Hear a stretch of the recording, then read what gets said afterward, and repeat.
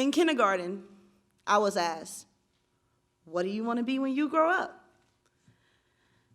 At the time, at the age of 5, all I knew is that I just did not want to be a bum. So I looked to the sky, high and above, and I said, let me just go outer space. But I had no role models to place me in that race. So instead, I looked to a toy, Buzz Lightyear to be exact, and he said, to infinity and beyond. And that has been my track. I will pave this road that I have yet to see. Middle school will provide the blueprint for me. In middle school, I started to see mathematics as a tree with branches as vast as the sea. At the age of 13, I was searching for a career that was perfect for me. But yet in the 6th grade, my algebra teacher told me that I needed to give up my seat. Because I talked too much in class, low expectations was all she had for me.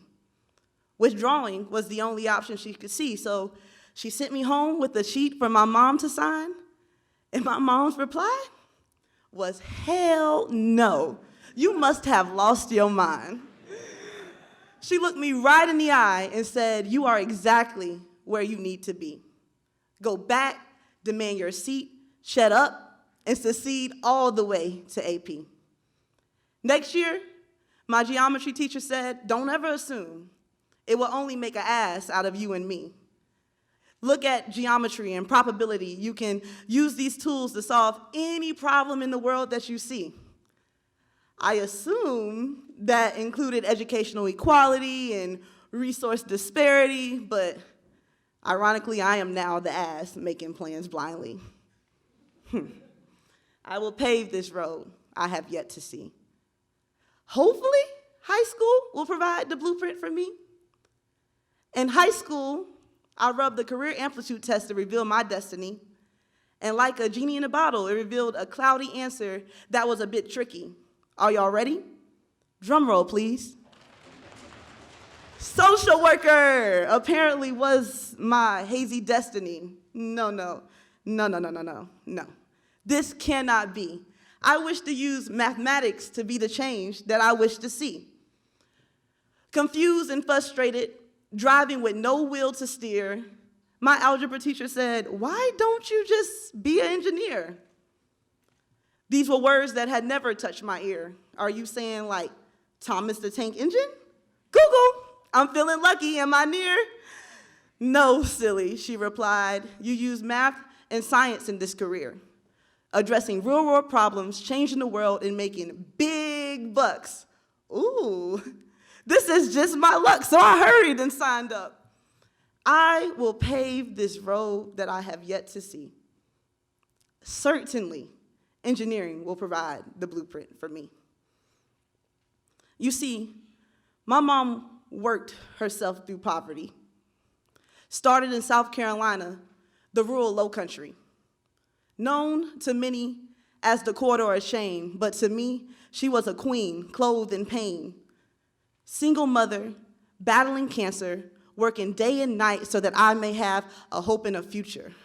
Money, money, money. That was our infinity. Hey, Uncle Sam, we will escape poverty.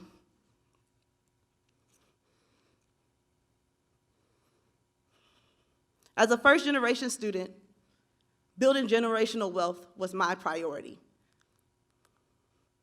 I feel all the weight and responsibility on me. I cannot fail. I have to succeed. It's feeling like an inspiration, balancing disappointment on a beam, swimming new waters that no one around you has yet to meet. Take a walk in my shoes, or swim, why don't you? This is how it feels to be me. With no roadmap, I was seeking access to prosperity, enlightenment, and privilege in society. In the middle of the night, I had my sight on engineering. That is my infinity. I will pave this road that I have yet to see. College will provide the blueprint for me. In undergrad, they told me to look to your left and look to your right Everyone in this room now, some will not be in sight. So hold your books tight and fight with all your might, because no matter who you are, you will earn the right to get there. Wherever there is, this was my preparation to be an engineer. But the message that was loud and clear was how much my mom had sacrificed for me to get here. So I will say, hell yes to this journey.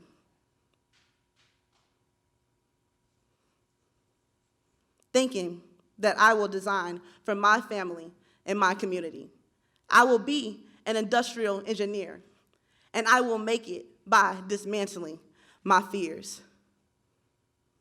So I assimilated and listened to every single word that the institution told me. Held my books tight even though there was no reflections of me.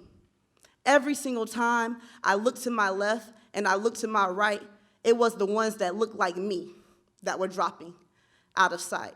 I wiped the silent tears of wannabe engineers. And I wondered, did this field even care?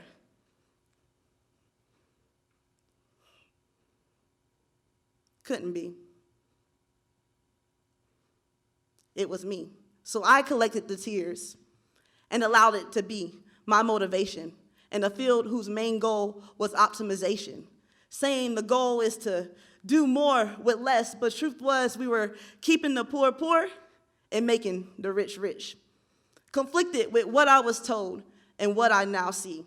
I just knew there had to be more to this industry. I will pave this road I have yet to see. Engineering education will be the illumination and provide the blueprint for me. In grad school, I believe this is it. I finally found my niche. I've lost algebra and calculus, and I might not be rich, but I now have the power to stitch people's reality and experience the problems and solutions that made me want to escape this very story. I will research the broken system of education that has failed me so that when others look to their left and look to their right, in front and in behind, they will see their brothers and sisters in sight and have experiences that keep them in mind. As an engineer, I'm searching to understand my own social responsibility and find comfort with the hidden social scientists inside me. Now, 23, I have found a key to new possibilities, a PhD. And my interest will be disaster resilience and responding to community needs. The irony, I am now back in South Carolina, a small town called Denmark, a full 360 to where my ancestors start.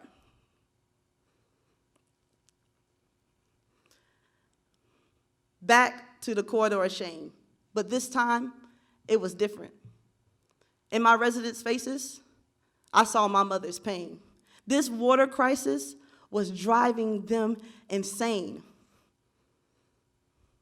And I traveled with a team willing to take a risk, calling themselves public inspired scientists, answering to call to fighting injustices, using engineering and science as their machete. This is the road I wish to see at the age of 13. But now, this is way too big for me. There were so many problems and not enough people to fix it. The experts didn't even have time to listen. But then I remember on the other side, at the age of 5, a kindergartner is asked, "What do you want to be when you grow up?" In the corridor of shame, they look to the sky, and one says alive, and the other says a citizen.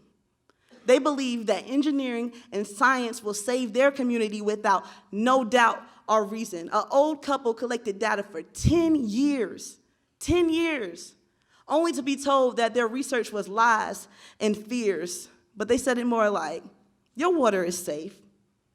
Go take a bath and relax with your cheap property tax. You should be happy. For 10 years, they were miserable, literal and physical. I asked myself, how is this even legal? But then I remember it was systematically designed to be separate but equal. We are one nation under God, while we all sit under the same sky, still just trying to reach infinity. I will pave this road I have yet to see. I am the blueprint in front of me. They call me the lucky one. I call it favor. Because I was the one to make it, I labor. Compared to the sun, I am nowhere close to where I wish to be, but I am far from where I begun. Although I walk through this journey blindly, there are others that came before me and way more coming behind me. Wherever I may be, I will lift you up. Even when I feel stuck, this light you will see as darkness is surrounding me. I came from no money or accessibility, but yet I will pave this road I have yet to see. With the little resources that I have around me so that others can walk, run, stand, sit, learn, collaborate, live, and consume basic human needs safely. This is beyond infinity. This is my dream. This is my debt to society by any means necessary. I will pave this road. Thank you.